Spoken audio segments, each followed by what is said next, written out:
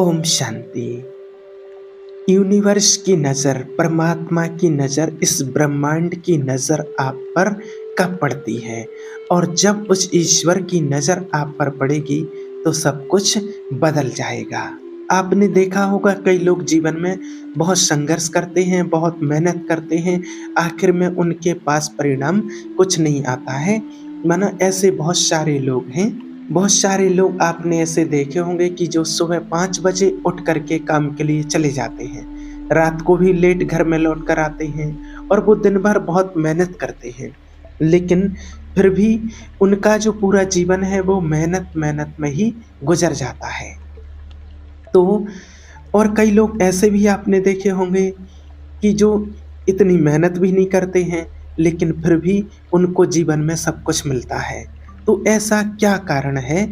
तो ऐसा कारण क्या है? देखिए कि जो बहुत ज़्यादा मेहनत कर रहा है, फिर भी उसको वो चीज़ नहीं मिल पा रही है, जो वो चाहता है, जितनी मेहनत करता है उतना नहीं मिलता है।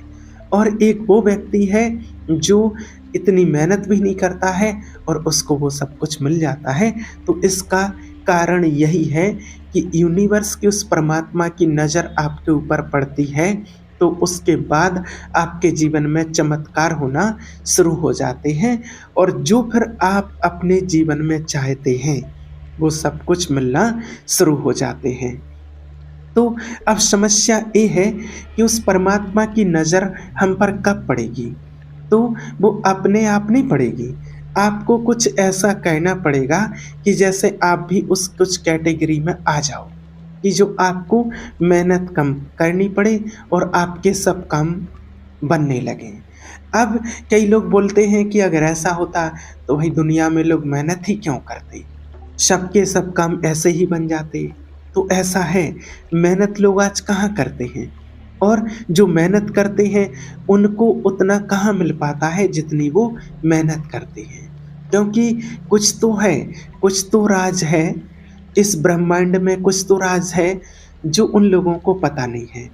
और अगर ये राज जिसको पता लग जाए उसका जीवन ही आराम से निकलेगा और जो वो चाहेगा उसको वो मिलेगा। तो वो कैसे होगा, वो आज ये रहस्य आपको बताएंगे। तो देखिए क्या होता है, इस प्रकृति का एक नियम है कि आप सबसे पहले तो रॉयल रहिए, ईमानदार रहिए।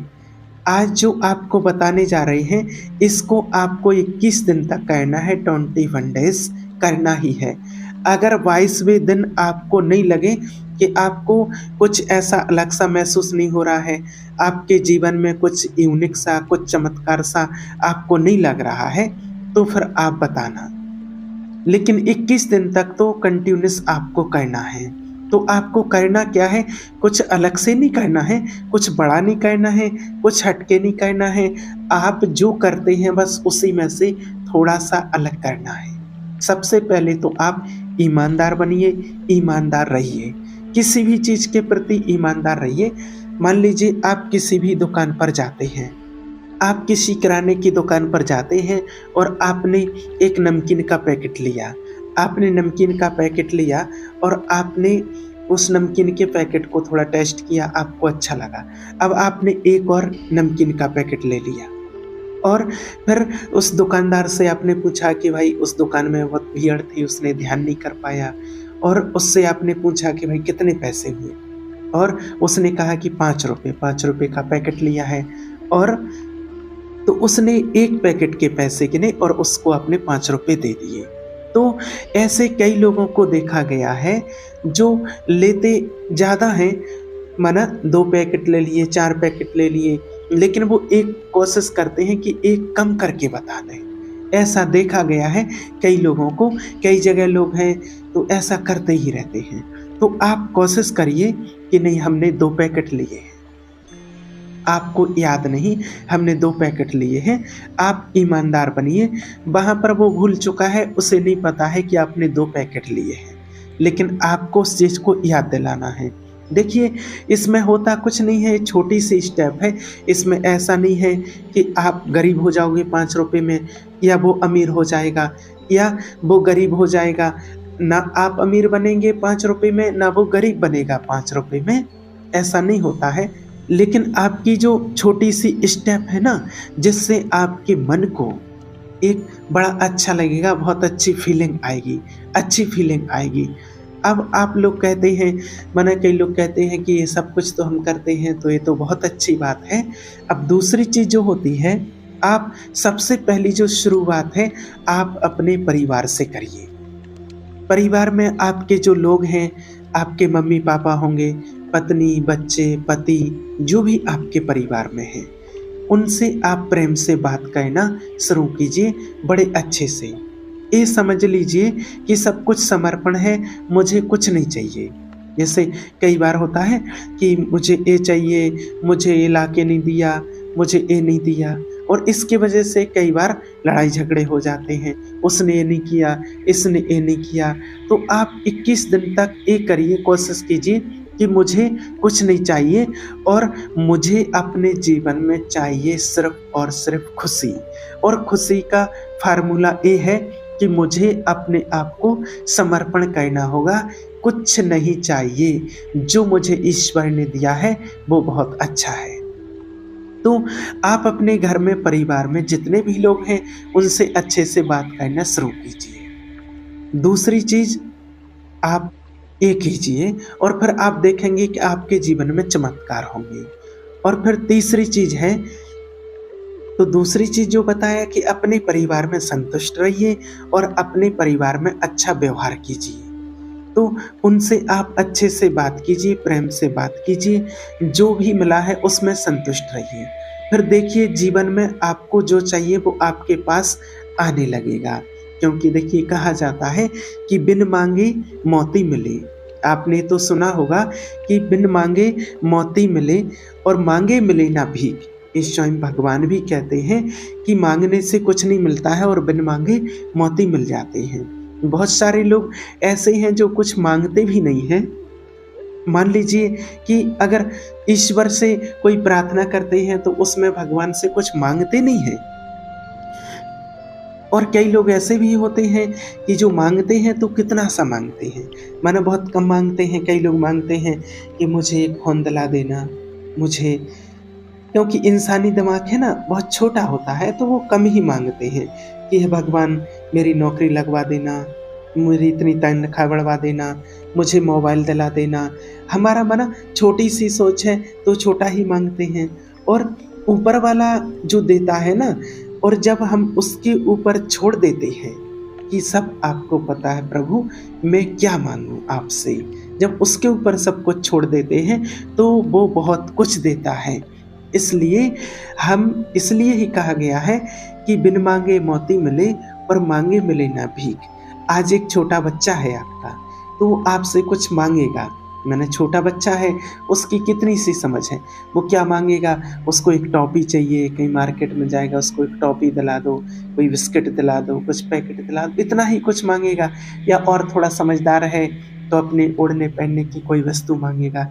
लेकिन आपके लिए, आप उसके लिए कितनी बड़ी प्लानिंग लेकर के चलते हैं, किसको क्या देना है, क्या करना है, क्योंकि उसकी तो सोच उतनी सी, उतना दिमाग है उसका, लेकिन आप समझदार हैं। तो इसी प्रकार भगवान भी हमारा पिता है और वो समझदार है, वो हमसे बहुत ज़्यादा, और उसकी प्लानिंग है कि इसके लिए क्या देना है और क्या चाहिए।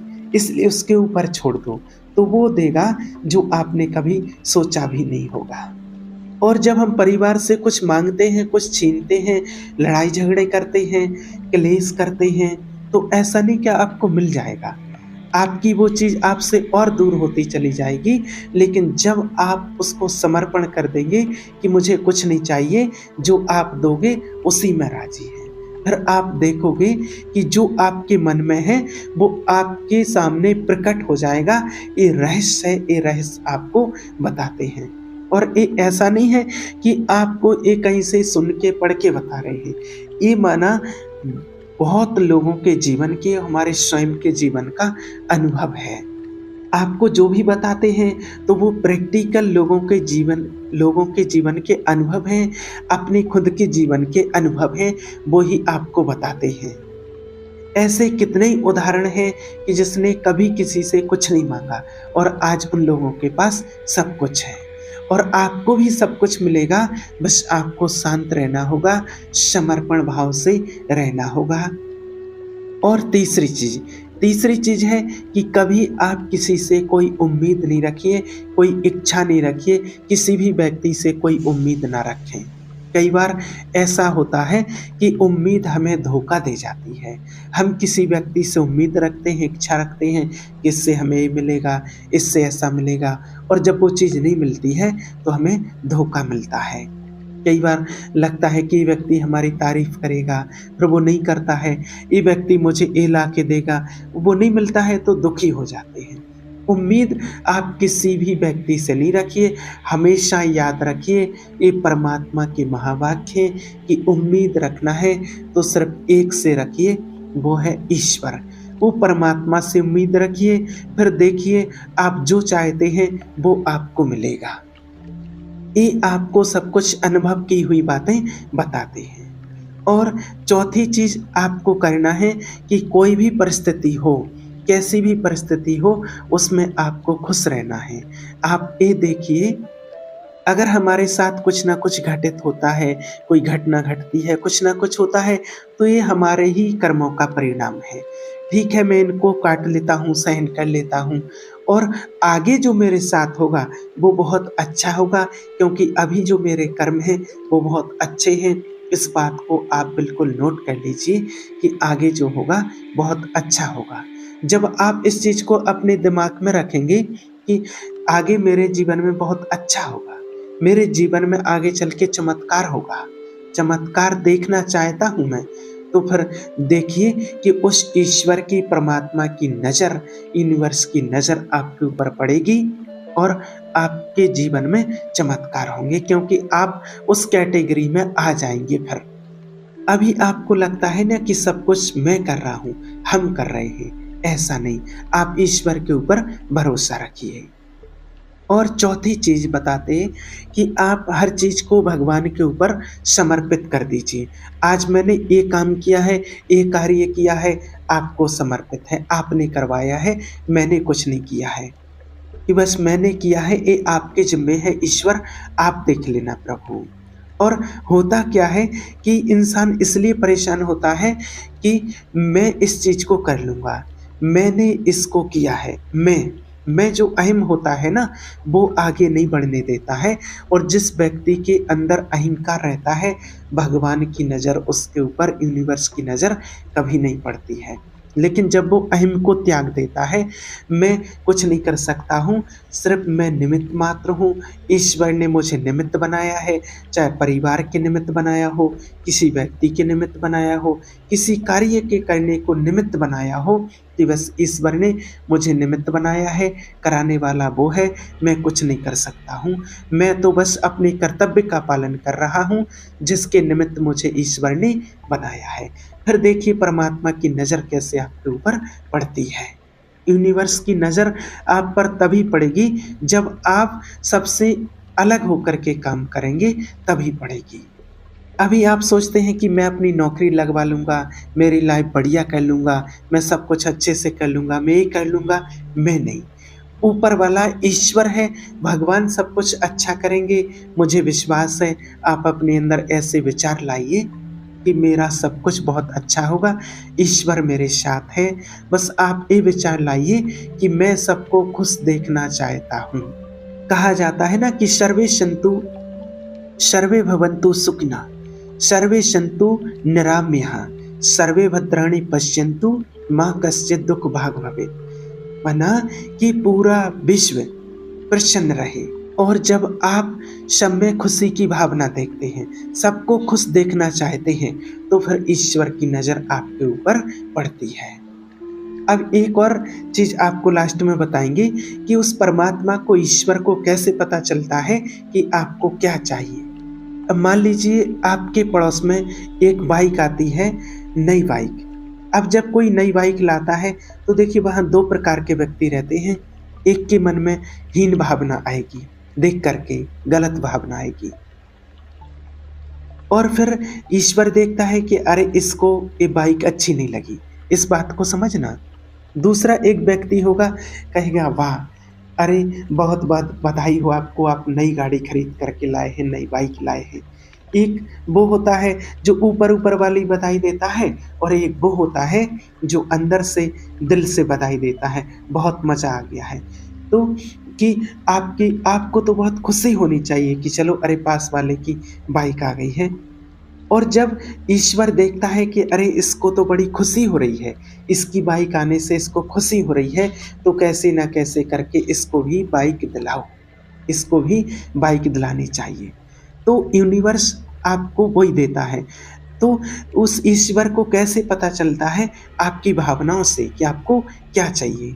मान लीजिए अगर किसी की लड़ाई हो रही है और अगर आपको मज़ा आ रहा है, किसी का नुकसान हो रहा है, आपको मज़ा आ रहा है, तो फिर वो ईश्वर देखता है कि अरे इसको तो बड़ा मज़ा आ रहा है। तो भगवान हमारी भावनाओं को देखता है। यूनिवर्स वो हमारी भावनाओं को देखता है कि इसको किस चीज़ में खुशी हो रही है और जिस चीज़ में हमें खुशी मिलती है, वो चीज़ भगवान हमें देता है, वो यूनिवर्स वो देता है। अब उसको ये नहीं पता कि आपको क्या चाहिए, वो आप देखते भगवान देखता है कि आप किस चीज़ में खुश हैं, आपको खुशी कहाँ से मिल रही है और जिस चीज़ में आपको खुशी मिलेगी, वो चीज़ आपको देता है। अब कई बार क्या होता है, दूसरे का नुकसान हुआ किसी चीज़ में और हम खुश हो जाते हैं, तो अब वो फिर यूनिवर्स देखता है कि अरे इसको तो इस चीज़ में खुशी मिल रही है। इसलिए हमें सबके प्रति भला सोचना है, अच्छा सोचना है और अच्छा करना है। तो जो हम करेंगे, जो देंगे, वो ही हमें मिलेगा। हम दूसरों को खुशियाँ देंगे, तो खुशियाँ हमें भी मिलेंगी। तो देखिए, फिर उसी प्रकार भगवान देखता है और जब उसकी नज़र आपके ऊपर पड़ती है, तो आपके जीवन में चमत्कार होना शुरू हो जाते हैं, क्योंकि भगवान के पास तो भंडार है, उसके यहाँ कभी कोई कमी नहीं पड़ती है। ओम शांति।